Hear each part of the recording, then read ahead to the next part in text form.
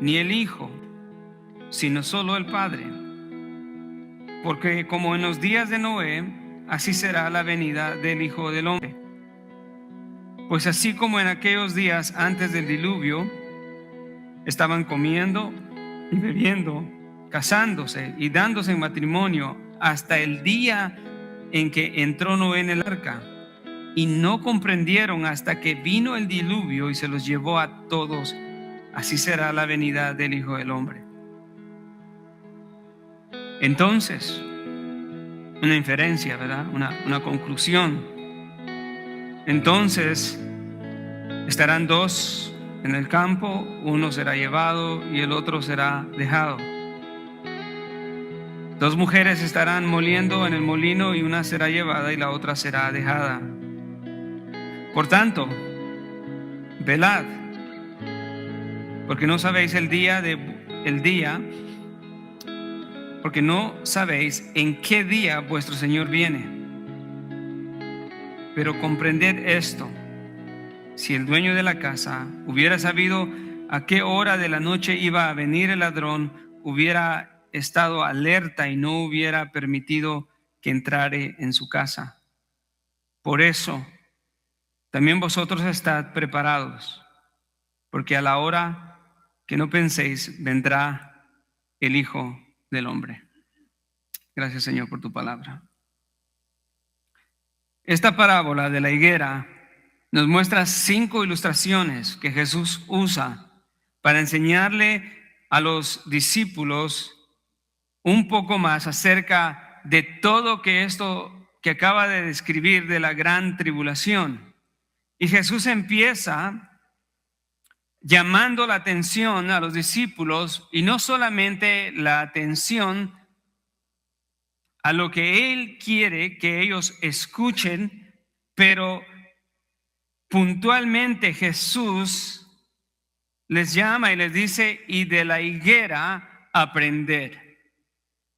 O sea, no solamente es escuchar y entender, pero es aprender.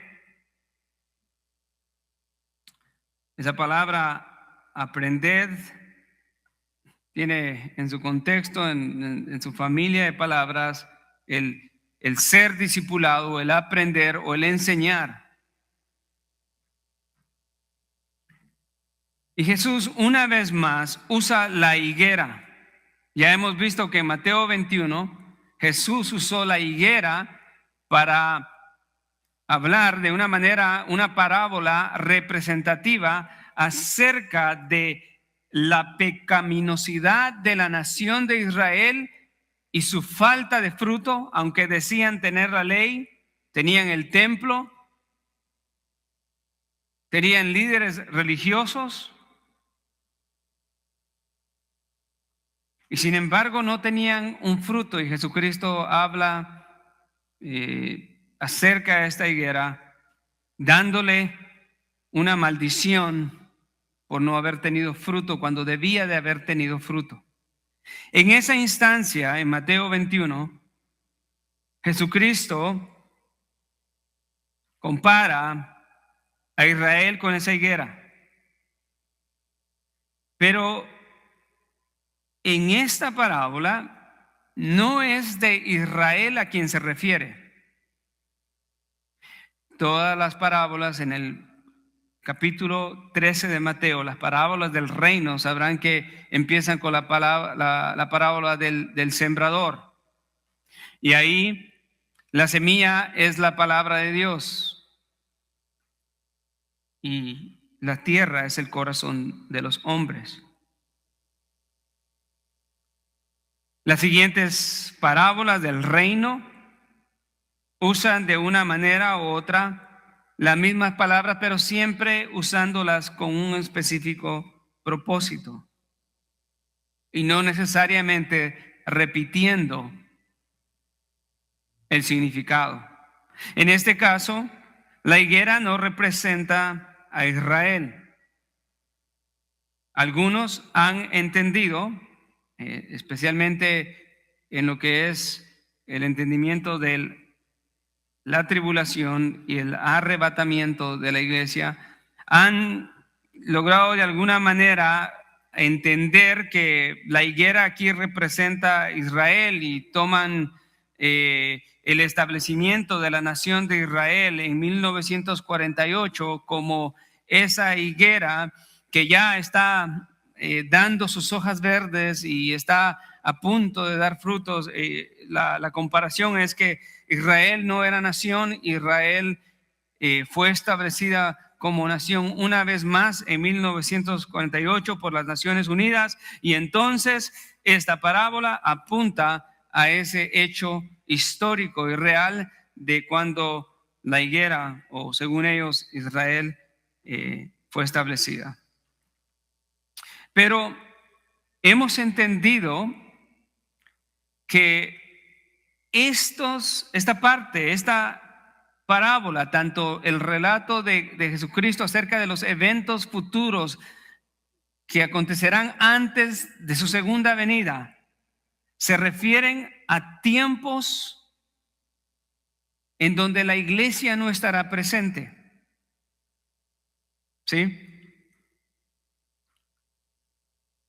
Y esta parábola sigue teniendo en mente en la forma en la que Cristo la está comunicando. Es una parábola que no se aplica a la iglesia, sino se aplica a Israel y a los hombres que estén viviendo en ese momento. Entonces, ¿qué representa la higuera acá? Sigamos leyendo la segunda parte para entender un poco más. Y dice Jesucristo: y de la higuera aprended la parábola. Cuando su rama ya se pone tierna y echa sus hojas, sabéis que el verano está cerca. A los oídos de los discípulos, ellos entendían exactamente a qué se estaba refiriendo Jesús. De hecho, Jesús, en la parábola representativa, cuando le dio la maldición a la higuera que no tenía fruto, el engaño de la higuera fue de que estaba dando hojas cuando todavía no era verano. Era el mes de abril, se calcula. Y sin embargo, el hecho de que tenía hojas era una señal de que ya tenía fruto. Jesucristo va a la higuera y no encuentra fruto y le da la maldición. La higuera daba su fruto en verano, era cuando reverdecía. Y entonces esto no se refiere a una manera, un verano escatológico en donde ya se acerca el fin de las cosas. Israel es esa higuera que ya empieza a florecer. Es la manera en cómo la entienden muchos. No, la manera en que debemos de entender esta parábola es de acuerdo al contexto. Y el contexto está hablando de la gran tribulación. Y a lo que Jesucristo se está refiriendo acá es acerca de la atención o la preparación acerca de los creyentes cuando vean todas estas cosas. En otras palabras, Él está diciendo, así como ustedes entienden cuando una higuera está reverdeciendo y dando sus hojas verdes y está a punto de dar fruto y saben que el verano está cerca, así también ustedes, cuando vean todas estas cosas, entiendan que el Hijo de Dios está a las puertas. ¿Cuáles cosas? ¿Cuáles son todas estas cosas? Todo lo que Jesucristo ha escrito de la gran tribulación. Desde el versículo 4, los falsos cristos, las guerras, nación contra nación, los dolores de parto, cuando se traicionarán unos a otros, cuando se levanten falsos profetas, cuando la maldad de los hombres aumente tanto hasta el punto que el amor de muchos se enfríe. También incluye la profecía de la abominación. la desolación. También incluye la persecución antisemítica. No como se ha visto en la historia, ¿verdad? Sino de una manera potenciada. Algunos dicen que la Segunda Guerra Mundial posiblemente sea la persecución antisemita más grande de toda la historia. Creo que quedará como un enanito, una partícula microscópica, ver la persecución de esos días, y eso se describe en la segunda parte de la gran tribulación, donde dice: por cuanto cuando veáis la abominación de la desolación de que se habló por medio del profeta Daniel, colocada en el lugar santo, entonces los que estén en Judea huyan a los montes. El que esté en la azotea no baje a sacar las cosas de su casa. Y los que estén en el campo no vuelvan atrás a tomar su capa, pero ay de las que estén en cinta. Versículo 20, oren para que su salida no suceda en invierno ni en el día de reposo,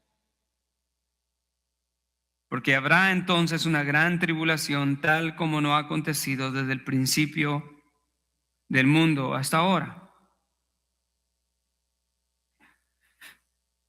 Una gran persecución. La tribulación no es para la iglesia. La tribulación es para Israel y para las naciones.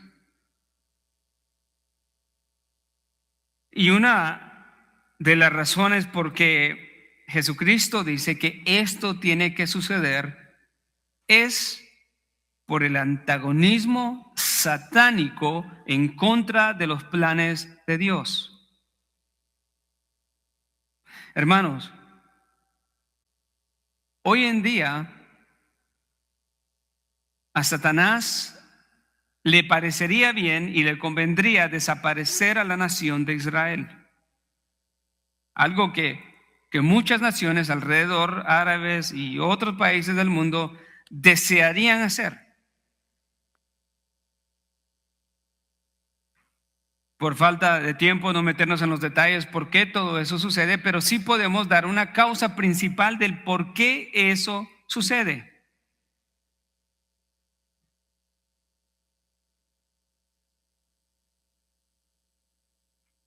El reino davídico fue prometido a la nación de Israel.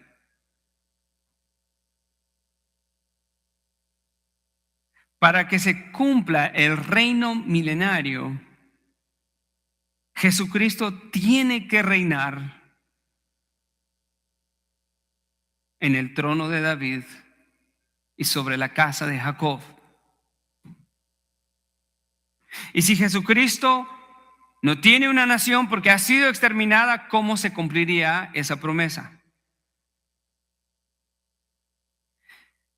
En última instancia, la persecución a los judíos, detrás de lo que nosotros podemos ver, es un antagonismo a los propósitos y a la voluntad de Dios del establecimiento del reino milenario. Es literalmente un ataque, un propósito satánico. Si no existe la nación de Israel, entonces no existirá una nación sobre que se pueda decir que es el trono de David, la casa de Jacob, en donde a una nación que se le prometió que tendría un rey eterno.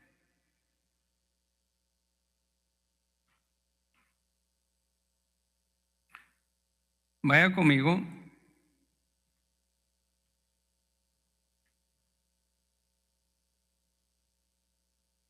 No sé. Segunda de Samuel 7:12.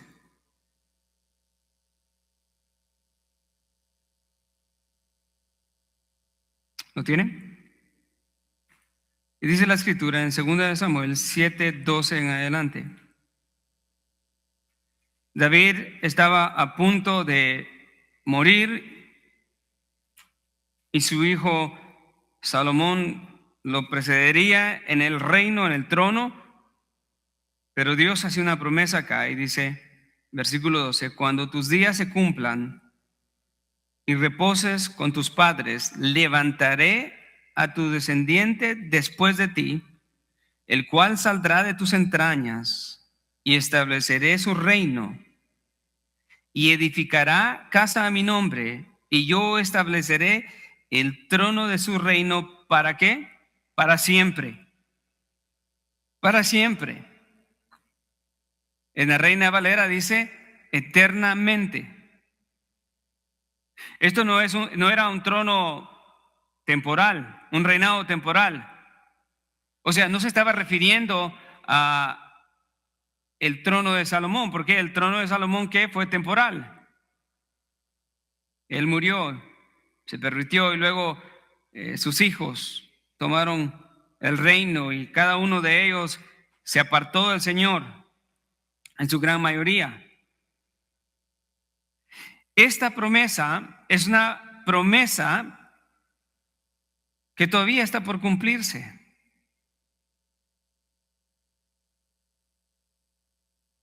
Tiene que suceder entonces. Si Jesucristo ha de reinar a Israel y las naciones del mundo, algunos tienen la idea de que como que les incomoda un poco pensar de que Israel tiene un privilegio o vamos a decirlo así, inherentemente algo especial, y por eso es que Dios lo ha destinado de esta manera. La realidad de las cosas es de que a través de la Biblia nos enseña que Israel no era digno de la elección de Dios y sin embargo Dios lo eligió como nación. Y las promesas de Dios debemos de entenderla de esta manera. No es el bienestar de una nación la que está en juego, es la palabra de Dios que está en juego. O Él cumple o Él miente. Y si Él prometió un rey que reinaría para siempre sobre la casa de Jacob o sobre el trono de David, hermanos, eso se tiene que cumplir.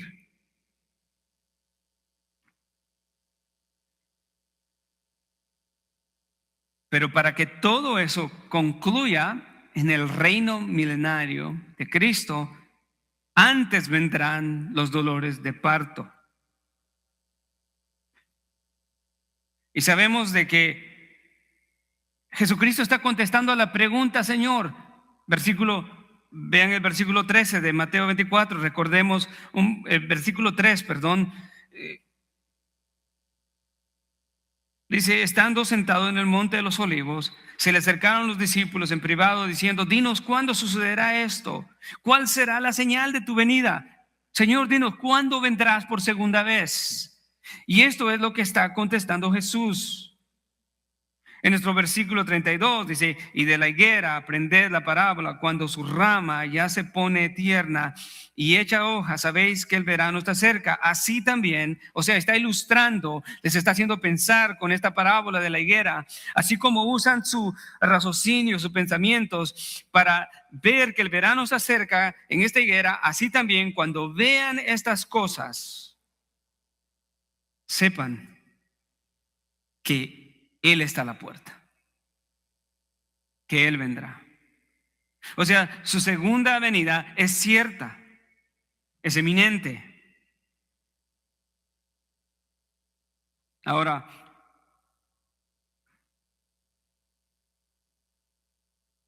recordamos de que Jesucristo está aquí hablando a una generación futura. O está describiendo lo que, en cierta manera, al usar esta palabra y referirse a ellos como en segunda persona, ¿sí? Cuando vean esto, sepan que el verano está cerca. Y así también vosotros, una segunda persona plural, diciéndole como que lo estuviera enfrente. Y algunos llegan a la conclusión que por el lenguaje, como los preteristas, necesariamente esto tuvo que haberse cumplido en el primer siglo. Y la problemática de esa conclusión es muy terrible, porque nadie puede decir que este mundo ha vivido la gran tribulación ya. Sí, la iniquidad de los hombres no se ha expresado en su totalidad. Hemos visto expresiones, ¿no? Decía el domingo pasado en el sermón, hemos visto la maldad de una nación dirigida por un líder perverso y depravado como Adolfo Hitler, pero en el tiempo de la tribulación, en el futuro, se podría decir que se multiplicarán el espíritu de Adolfo Hitler. Si usted ha sido sorprendido por un hombre criminal, asesino, sanguinario, y nos sorprendemos y decimos cómo pudo cometer tal acto, en ese entonces será la actitud prevaleciente. Y nadie, el mundo no ha visto esa clase de maldad. Pablo dice a la iglesia que en el presente hay quien restringe o detiene al espíritu del anticristo, y que la humanidad se pervierta. De hecho, hoy la humanidad misma es objeto de la gracia común de Dios. Cuando Dios da su gracia común, que es constante en este mundo, no la gracia especial que nos salva en Cristo Jesús, sino la gracia común.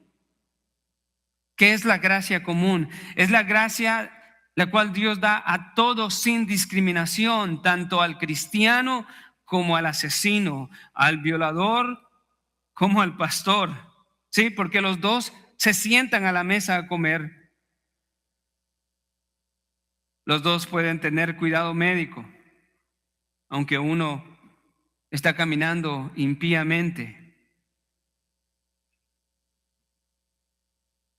Tanto el malo y el bueno recibe las bendiciones de respirar todos los días. Esa es la gracia común. No salva, pero Dios es bueno. Dios es amoroso. Hay hombres en completa rebeldía el día de hoy, blasfemando en contra de Dios, rechazando a Cristo, menospreciando su sacrificio en la cruz del Calvario, y sin embargo Dios les permite levantarse todos los días. Sin embargo, esos mismos hombres perversos tienen el privilegio de tener una madre, tienen el privilegio de tener un padre, o tienen el privilegio de tener un hijo, una hija, tienen el privilegio de tener salud. Pero llegará el día en que el Señor retirará todas sus bondades de este mundo y derramará su juicio. Y lo vemos gloriosamente delineado a través de esta predicción de la gran tribulación y cómo Apocalipsis lo describe, siendo Jesucristo el soberano quien abre los sellos.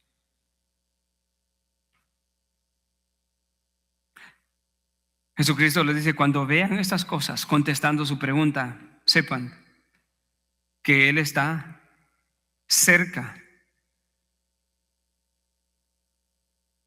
Jesucristo acá está hablando a qué personas. Oiga lo que dice el versículo 34. En verdad, dice Jesús, en verdad os digo que no pasará esta generación hasta que todo esto suceda.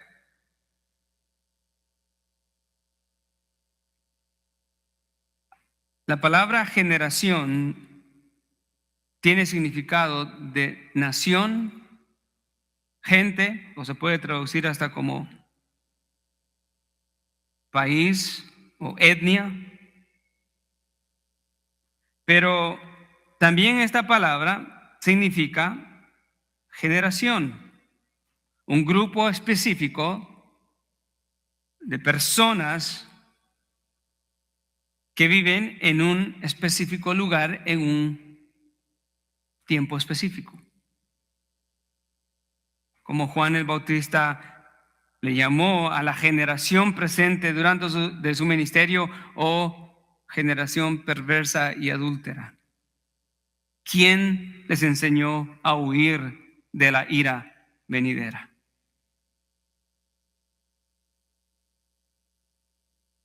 El apóstol Pedro habla de las generaciones del diluvio, una generación en el pasado. Acá Jesucristo no se está refiriendo a la generación presente cuando Él está hablando estas cosas, sino está usando en todos estos versículos ese presente escatológico y está hablando a las generaciones futuras que serán testigos de todos estos eventos.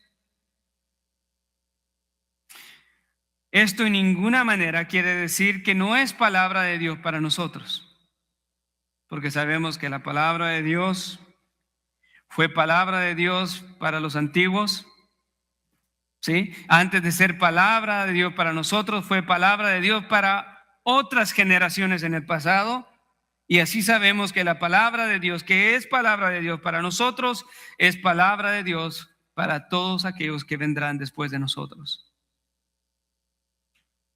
Y Jesucristo, en alguna manera, está hablando a ellos, si pudiéramos decirlo así, primordialmente, pero nos está hablando a nosotros también el día de hoy a través de esta palabra. Algunos tratan de decir que el hecho de que esta palabra, esta generación, con ese artículo determinado, ¿verdad? De esta generación, quiere decir que esto ya se cumplió, pero no tendría sentido. No hemos visto a 144,000 sellados. No hemos visto a los sellos siendo abiertos y los juicios de Dios sobre las naciones. La única manera en que alguien puede llegar a esa conclusión es espiritualizar o alegorizar todo lo descrito en Mateo 24 y en Apocalipsis 6 al 18. Y decir, no, esto no significa el anticristo, no es en realidad un ser real, sino se refiere a Nerón en el primer siglo y empieza a espiritualizar y a alegorizar y empezar a encontrar significados ocultos. Y cuando alguien hace eso, yo creo que se mete en muchos problemas para poder hacer sentido de lo que la palabra del Señor está escribiendo. Pero Jesucristo dice, en verdad os digo que no pasará, en verdad os digo que no pasará esta generación hasta que todo esto suceda. ¿Qué generación? La generación que vivirá en ese entonces. Y Jesucristo afirma en el versículo 35 que esto es tan cierto que pone de testigo la creación. Nos lleva de regreso a Génesis. Y dice, el cielo y la tierra pasarán, mas mis palabras no pasarán. Tremendo. Dios está diciendo, todo lo creado, todo, el universo, las estrellas, la tierra, y por implicación todo ser viviente, todo esto pasará, pero mis palabras no pasarán. O sea, ¿qué está diciendo Jesús? Todo esto que yo les he dicho acerca de la gran tribulación, porque Él está empleando el entendimiento de los discípulos acerca de lo que les acaba de hablar, de lo terrible de la gran tribulación.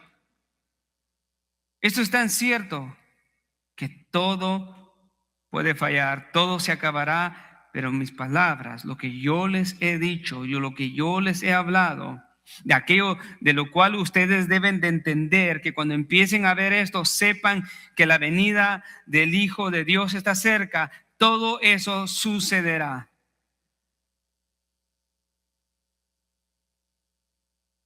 No habrá ninguna sola tilde, como Jesucristo dijo, yo no he venido para abrogar la ley, sino para cumplir la ley. En ese texto de Mateo 5, 17, 18, Jesús no está hablando de que Él vino a cumplir todo lo que la ley requiere, sino más bien Él está diciendo que Él vino para cumplir y hacer todo lo que le hacía falta a la ley. Y con esa misma autoridad Él nos está hablando en estos versículos a nosotros hoy como iglesia también. No solamente a los discípulos. Y esto es importante porque el no entender estas cosas hace que los cristianos vivan su vida de una manera percibida sin estar discerniendo los tiempos. Y aunque no es una preocupación eminente para cualquiera de nosotros, ¿sí?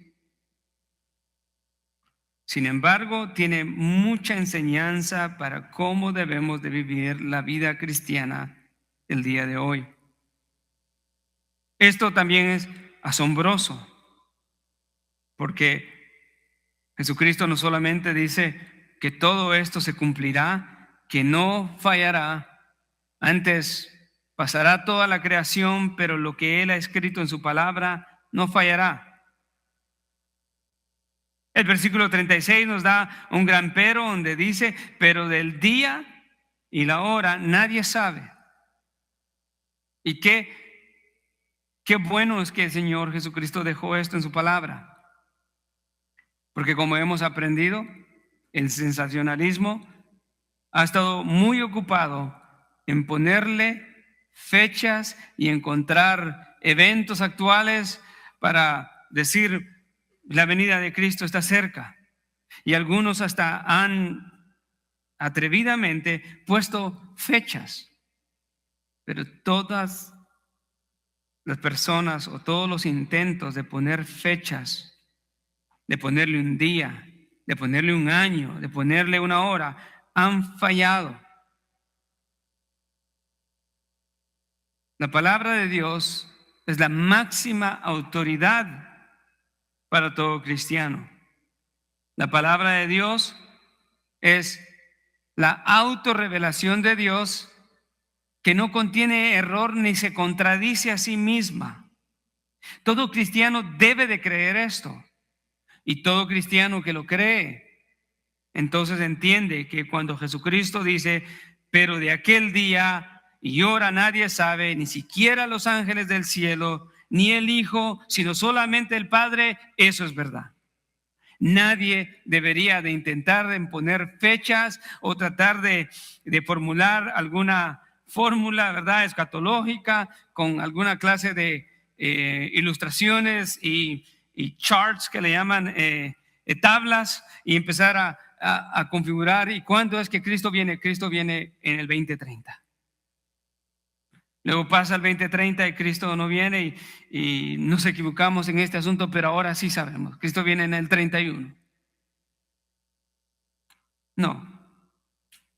Vea lo profundo de lo que está hablando Jesucristo. Dice, pero de aquel día y hora nadie sabe, no solamente el día, pero la hora. Nadie lo sabe. El conocimiento de Dios en cuanto a las cosas que acontecerán en el futuro, en el final de los tiempos, en la segunda venida de nuestro Señor Jesucristo, Dios las sabe al detalle. En el día, el año, la hora, el minuto y el segundo. El hombre se preocupa mucho por querer saber, ¿no? La curiosidad. Pero ¿cuándo? Esta fue la pregunta de los discípulos que suscitó todo esto. Pero ¿cuándo será la señal de tu venida? No era la única vez. El hombre por naturaleza tiende a tener esa curiosidad. Pero vaya conmigo y veamos la respuesta que Jesús le da a los discípulos cuando Él está ascendiendo al cielo y le pregunta, Señor, ¿establecerás el reino a Israel? Vea conmigo Hechos 1:6.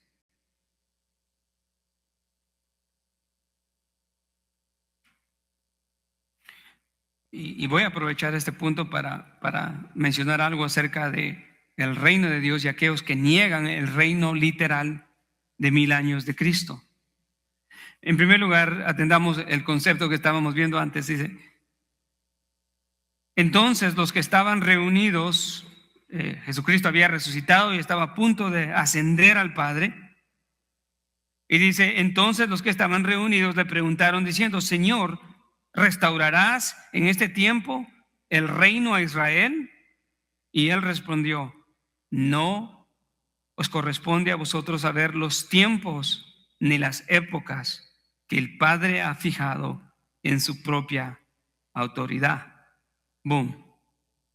No. Y por implicación en el texto acá, Jesucristo está diciendo en Mateo 24, 36, que no les toca al hombre, no nos toca a nosotros, no le toca a nadie saber el tiempo que el Señor ha establecido para estas cosas. Por eso Él dice que del día y la hora nadie sabe, ni siquiera los ángeles. Los ángeles jugarán un papel importante, ¿no?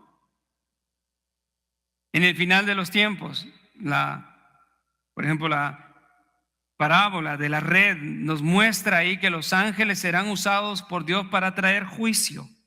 Vaya conmigo, vamos a revisar ese texto. Mateo 13. Y vaya al versículo 47. Leámosla primero y luego vamos a ver la explicación de Jesús mismo. Esta es una parábola del reino. Hermano,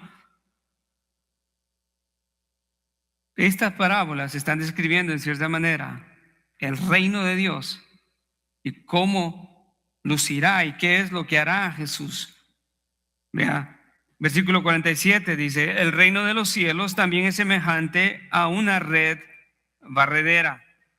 ¿Qué es una red barredera? Es una red de pescar que se tira al mar o en un río, ¿no? Y la jalan y trae toda clase de peces que ha capturado. Dice, el reino de los cielos también es semejante a una red barredera que se echó en el mar y recogió peces de toda clase. Y cuando se llenó la sacaron a la playa y se sentaron y recogieron todos los peces buenos en canastas, pero echaron fuera los malos. Así será el fin del mundo. Los ángeles saldrán y sacarán a los malos de entre los justos y los arrojarán en el horno de fuego, y allí será el llanto y el crujir de dientes. Los ángeles tendrán un papel, serán instrumentos del juicio del Señor. Pero ellos lo que no sabrán es el día ni la hora en que el Señor vendrá por segunda vez. Y Jesús aún más enseña que ni siquiera el Hijo sabe. Y esto se ha convertido en una problemática para algunos porque Jesucristo es Dios. Jesucristo es Dios y por tanto es imposible que Él no sepa el día en que será su segunda venida. Lo que a muchos se les olvida es la doctrina bíblica de la doble naturaleza de Cristo Jesús, que enseña que Jesucristo es Dios encarnado y su doble naturaleza, Él es plenamente Dios y Él es plenamente hombre. Y en teología hay algo que se conoce como la prerrogativa divina. Y la prerrogativa divina nos habla de la voluntad de Dios de hacer algo como a Él le place. Y en cuanto a la doble naturaleza de Cristo Jesús en su encarnación, vemos expresiones en ocasiones en los evangelios de la divinidad de Cristo, como cuando sana a la hija de Jairo, como cuando ora y levanta de los muertos a Lázaro, como cuando convierte el agua en vino, pero en ocasiones también vemos expresiones de su humanidad, como cuando Jesús se cansa y se sienta y tiene hambre, llora y pregunta: ¿en dónde han puesto el cuerpo de mi amigo Lázaro? ¿Y qué es eso? Filipenses 2, del 5 en adelante, nos muestra de la encarnación y del vaciamiento de Cristo Jesús, del Hijo de Dios, la segunda persona de la Trinidad. Algunos han llegado a la conclusión que el Hijo en la encarnación abandonó sus atributos divinos, pero no es verdad. La Biblia no nos habla de eso. De hecho, nosotros sabemos que Jesucristo no solamente era soberano, pero tenía autoridad sobre la creación, calmando la tempestad, echando fuera demonios, o sea, teniendo poder sobre el mundo espiritual. Pero Jesucristo en ocasiones tuvo también esa expresión de su omnisciencia, como cuando le dice a Natanael: he ahí un verdadero israelita en el cual no hay engaño. Y Natanael le responde: ¿de dónde me conoces? Y él le dice: antes de que vinieras te vi sentado debajo de la higuera. Una vez más la higuera, pero no es el punto ahí. La omnisciencia de Cristo. A través de la historia cristiana han desarrollado teorías como la teoría kenótica, que dice que Jesucristo se vació y dejó su gloria y dejó todos sus atributos, pero la Biblia no enseña eso. Filipenses 2, 6 en adelante nos enseña que el vaciamiento de Cristo Jesús no fue dejar su gloria y sus atributos, sino el vaciamiento consiste en haber añadido humanidad, su doble naturaleza. Y entonces no hay problemas entendiendo acá que Jesucristo como hijo, no la naturaleza divina, sino la naturaleza humana, no supiera el día y la hora de su segunda venida, sino sometiéndose completamente a la voluntad del Padre. Esa es la prerrogativa divina de nuestro gran Dios. Y eso es sorprendente, amados hermanos. Por eso Jesucristo es nuestro gran sumo sacerdote. Él fue tentado en todo, sin pecado.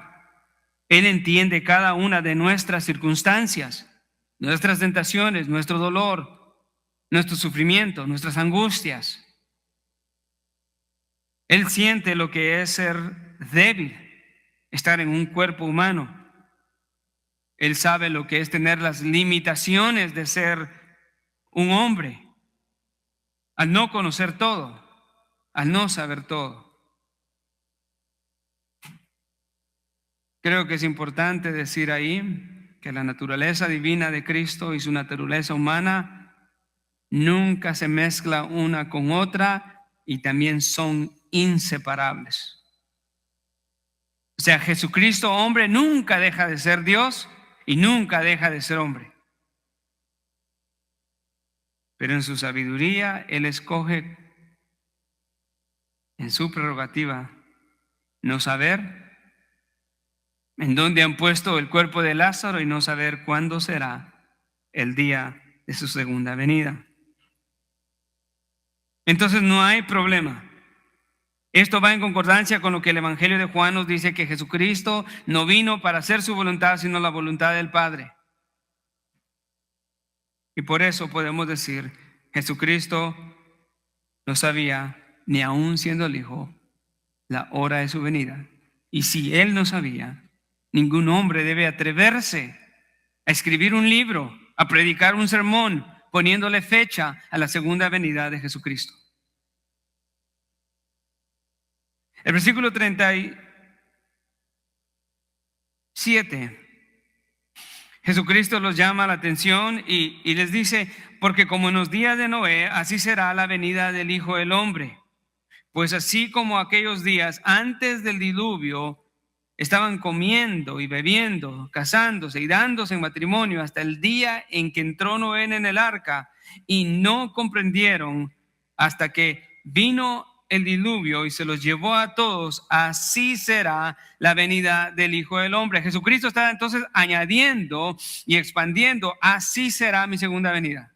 No solamente cuando vean todos estos eventos catastróficos, cuando vean el dolor, cuando vean guerras, cuando vean falsos profetas, cuando vean falsos cristos. No solamente eso está anunciando que mi venida está cerca, pero aún cuando vean la actitud y la característica de los tiempos. Y Jesucristo dice que antes de su venida, los días serán semejantes a los días de Noé. Y hay varios elementos ahí importantes que describen la actitud de los hombres en esos tiempos.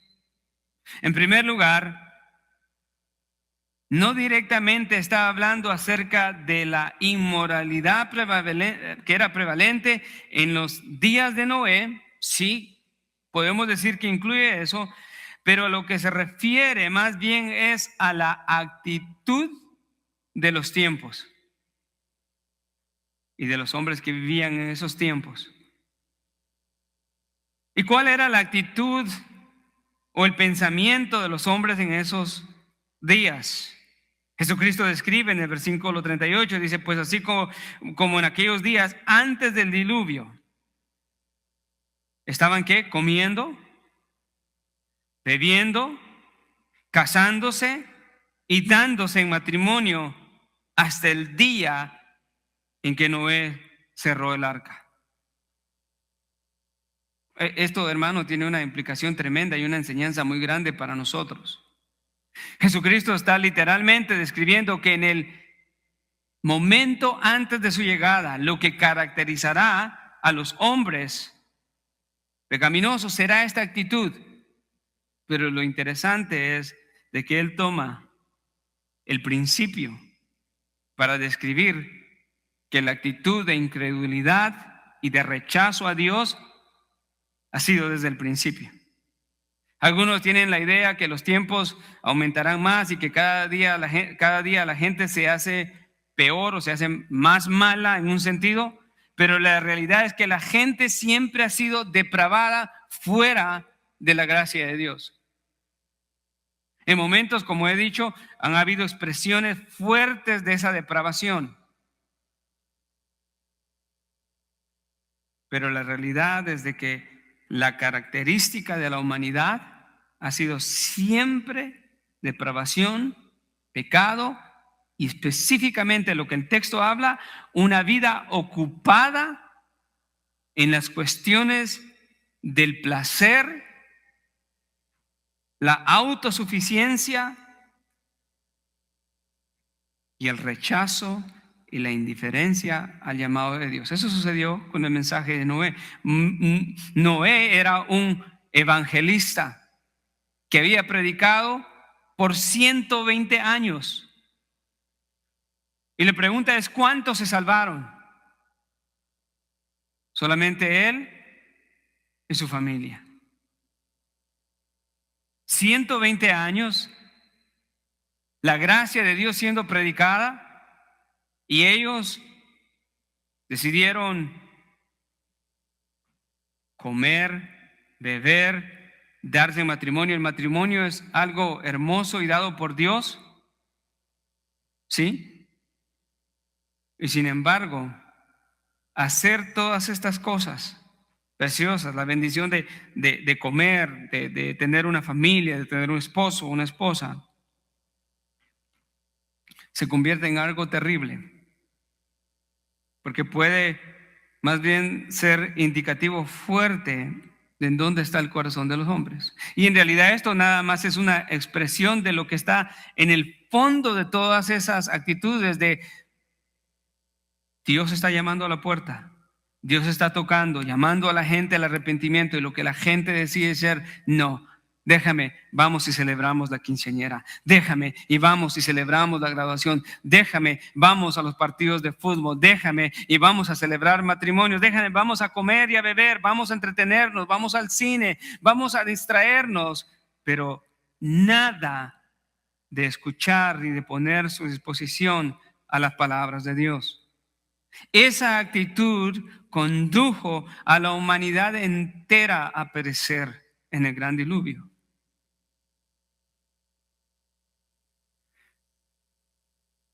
Lo triste, hermanos, en el versículo 39, véalo conmigo, es que el evangelio fue predicado por 120 años y sin embargo dice Jesús que ellos no comprendieron.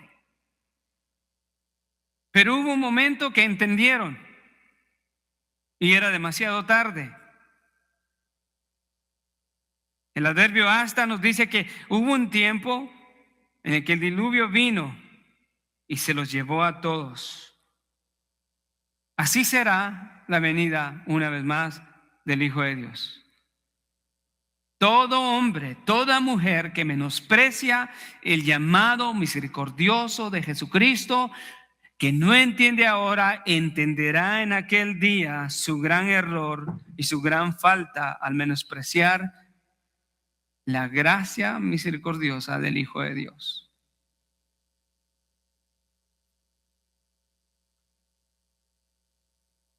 Llegará el día en que toda rodilla se doblará delante de Jesucristo. Toda rodilla, hermanos. Habrán rodillas que se inclinarán con lágrimas de gozo y alegría. Señor, gracias, pero en ese mismo día habrán rodillas que se doblarán mordiéndose la lengua cuando ya es demasiado tarde.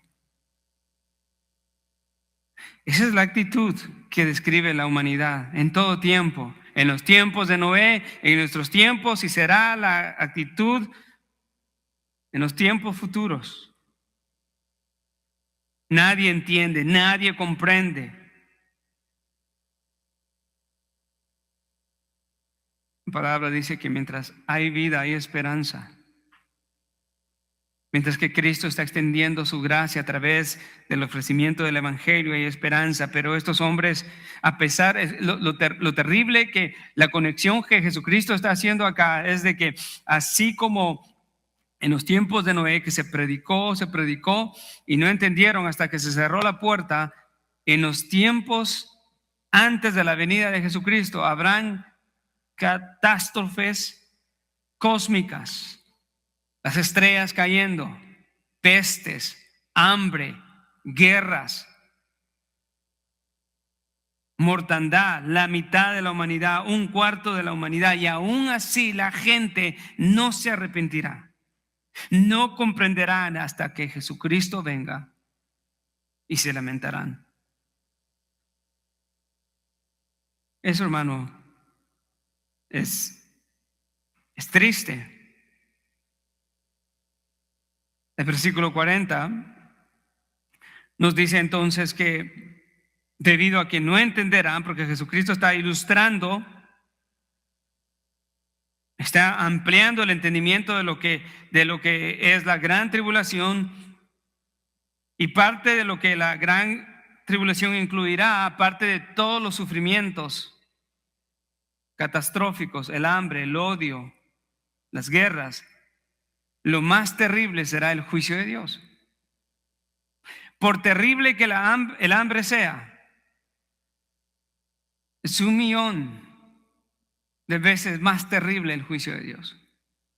Por terrible que sean las guerras y con su mucha mortandad, los juicios de Dios serán potenciados y más terribles que todas las guerras juntas. Y entonces Jesús orienta a los discípulos allá y le dice en el versículo 40, entonces estarán 2 en el campo, uno será llevado, el otro será dejado. 2 mujeres estarán moliendo en el molino, una será llevada y la otra será dejada. Algunos entienden que esto se refiere al arrebatamiento de la iglesia, pero no. Esto no se refiere al arrebatamiento de la iglesia, sino se refiere a ese acto del final de los tiempos, como vimos en la parábola de la red, en donde Dios vendrá y enviará a sus ángeles y apartarán a los justos y a los injustos. Y lo que Jesucristo aquí está diciendo o enseñando a los discípulos es de que en ese momento los que estén vivos estarán dos en el campo. Uno de ellos será llevado y el otro será quitado. La interpretación de estos versículos se explica de esta manera. El ser llevado no es lo positivo, sino es lo negativo, porque es llevado y echado fuera para ser castigado y llevar el juicio de Dios. Y tiene sentido porque el otro que es dejado será dejado. ¿Por qué? La imagen es que Cristo viene. Es la verdad, Él viene y establece su reino. Él no puede echar a sus hijos fuera del reino. Él los mantiene en el reino. Pero aquellos que han pecado, que lo han rechazado, son sacados y echados fuera del reino. Y es ahí donde será el llorar y el crujir de dientes.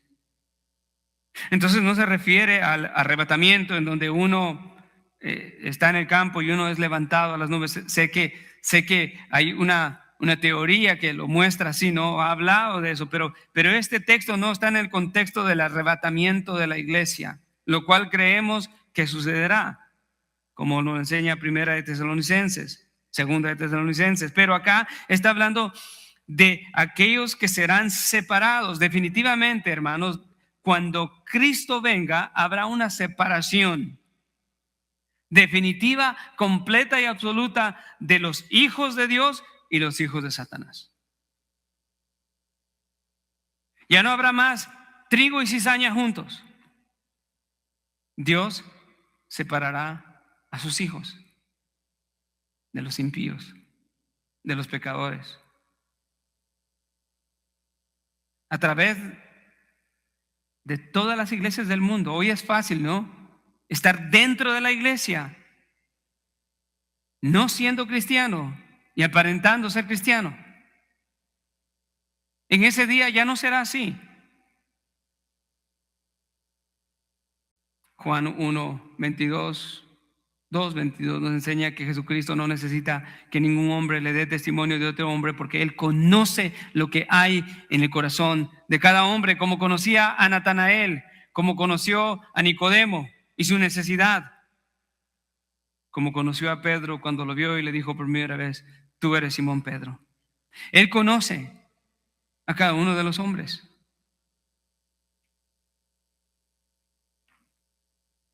En ese momento ya no habrá oportunidad para apariencias a los que estén viviendo en esa temporada. Hoy, en la gracia del Señor, nos permite esa unidad, por decirlo así, no unidad especial, sino una unidad evangelística en donde podemos compartir con los incrédulos el evangelio, tratar de influenciarlos y tratar de atraerlos a Cristo.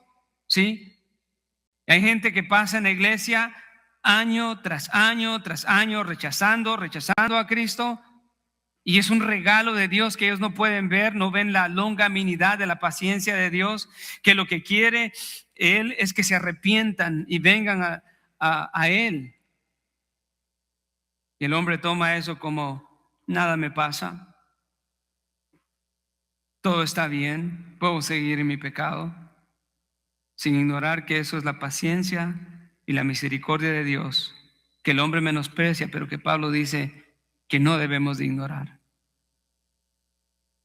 ¿Por qué? Porque la única razón por la cual Dios deja que hombres caminen en su senda pecaminosa es porque les quiere dar una oportunidad a que vengan al arrepentimiento.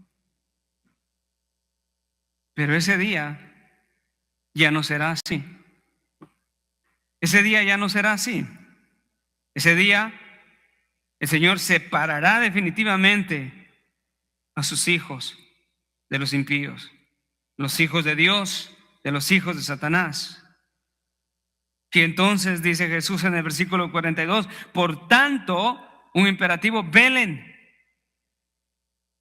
Por tanto, estén despiertos, estén atentos, porque no saben en qué día vuestro Señor viene. Pero entiendan esto.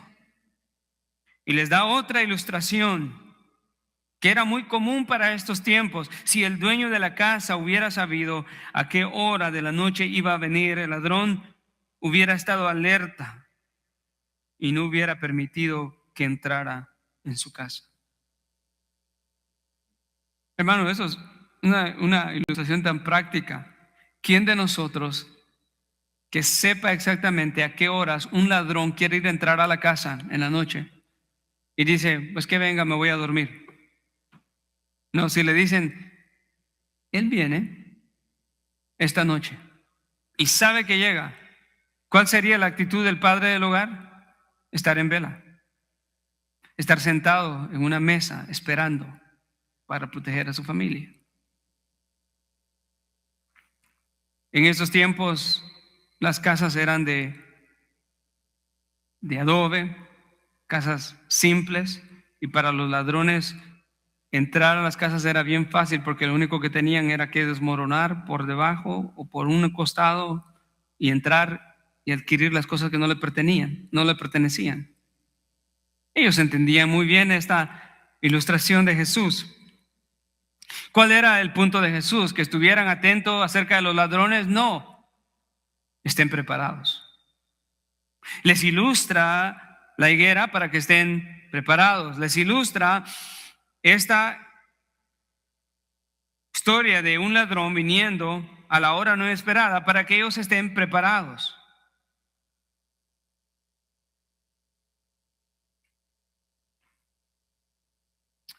Por eso,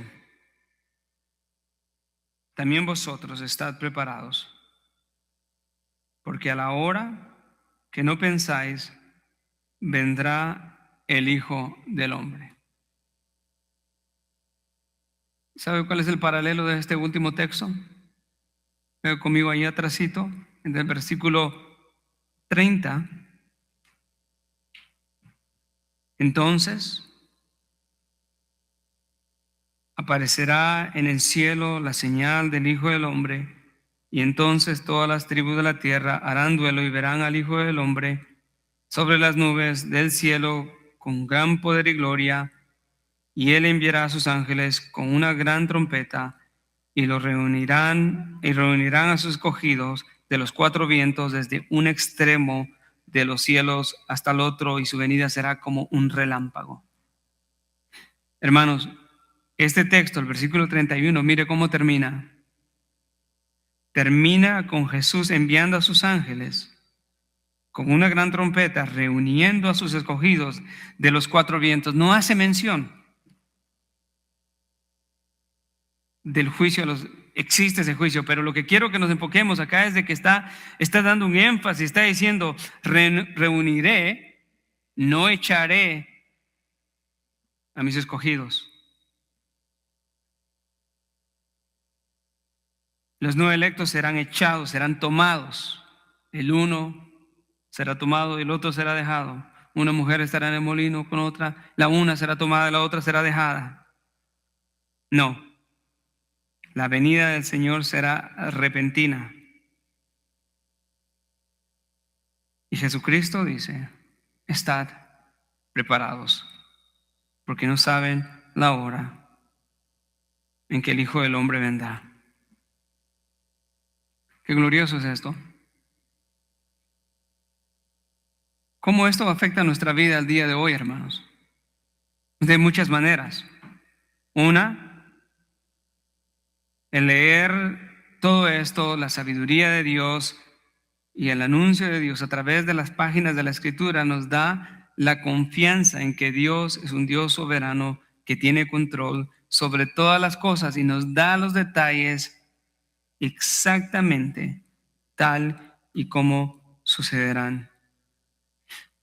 Otra cosa que nos da aliento es que esta palabra, el amor de Dios, es tan cuidadoso y tan supremo, hermano, a cualquier clase de amor, que esta palabra, que para nosotros es una palabra de edificación como iglesia, para entender el control del Señor y saber que Él nos ha hecho parte de todo eso que sucederá en el futuro y que nosotros seremos parte de todo esto específicamente en su reino.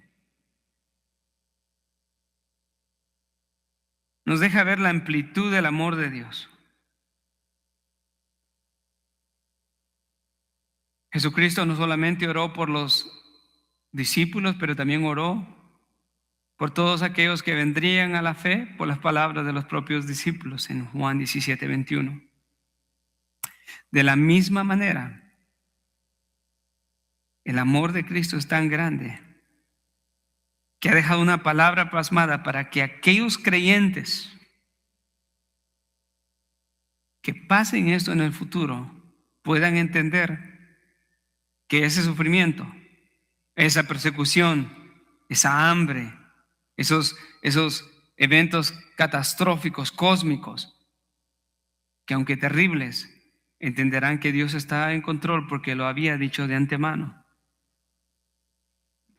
Y ellos tendrán paz y confianza, como nosotros entendemos. Hoy lo vemos al futuro, pero se cumplirá como los antiguos miraban el cumplimiento de la encarnación del Hijo de Dios. Entonces esto es una demostración del amor de Dios por sus hijos. Número 3. Esto no es para la iglesia. A la iglesia nunca se le llama a esperar tribulación, a esperar pestes, a esperar guerras, a esperar muerte. A la iglesia se le llama ¿a qué? Esperar la segunda venida de Jesucristo, a estar enfocados en la segunda venida de nuestro Señor y Salvador. Todo lo descrito acá no se puede aplicar a la iglesia. Es a la nación de Israel y a todo creyente que surja de la gran tribulación, como leímos la semana pasada. Y por último, atender a la advertencia de nuestro Señor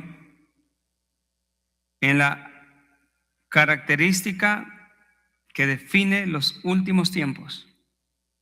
Y como aprendimos, no es algo único de los tiempos de Noé, no será lo único de los tiempos que anteceden la venida del Señor Jesucristo. La advertencia es, hoy en día Dios está llamando, Dios está tocando la puerta. Y si alguno abre, Jesucristo entra y tienen comunión con Él. Y reciben y son objetos de la vida eterna. Jesucristo el gran pastor dijo, y todo aquel que está en mis manos, nadie lo arrebatará. Qué gran promesa para los cristianos. Qué gran promesa que tienen aquellos que escuchan el Evangelio y que se les está ofreciendo el día de hoy. ¿Quién no quiere promesas tan dulces y preciosas y tan seguras, sabiendo que los tiempos no mejorarán, sino que empeorarán? Habrá una expresión más grande de maldad, pero el Señor lo ha dicho. El Señor lo ha dicho y el Señor está llamando.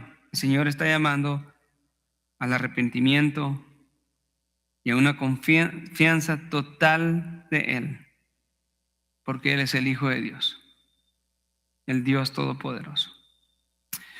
Oremos y damos gracias al Señor por lo que el Señor nos ha permitido estudiar el día de hoy. Amado Padre Celestial,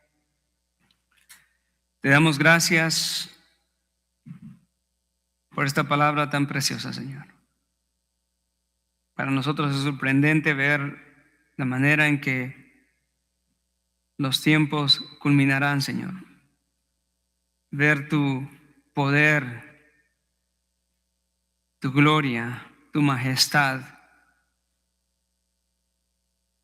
tu voluntad, Señor, cumpliéndose paso a paso.